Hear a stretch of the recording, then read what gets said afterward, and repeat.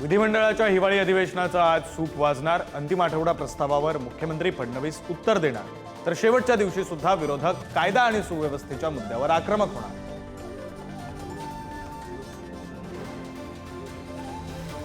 शरद पवार बीड आणि परभणी दौऱ्यावर। बीडच्या मस्साजोगमध्ये हत्या झालेल्या सरपंच देशमुखांच्या कुटुंबियांची भेट घेणार, तर परभणीत सोमनाथ सूर्यवंशींच्या नातेवाईकांचं सांत्वन करणार।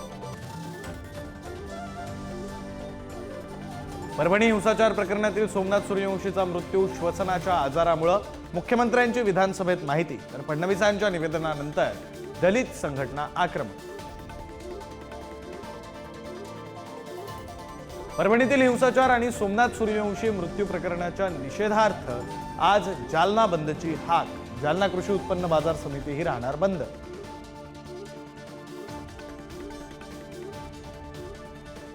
कल्याण घटनेतील आरोपी अखिलेश शुक्लाला पोलिसांकडून बेड्या। आज कोर्टात हजर करणार। मराठी कुटुंबाला शिवीगाळ आणि मारहाण केल्यानं मुख्यमंत्र्यांकडून निलंबनाची कारवाई। नववर्ष आणि 31 आधीच क्लबमधील दारू आणि खाद्यपदार्थ महागणार। विधान परिषदेत महाराष्ट्र मूल्यवर्धित कर सुधारणा विधेयक मंजूर। क्लबच्या बिलांवर लागणार जीएसटी आणि वॅट।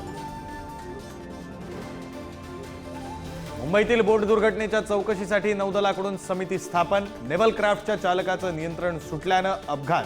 चौकशीतून उघड। कुलाबा पोलिसांकडून मनुष्यवधाचा गुन्हा दाखल।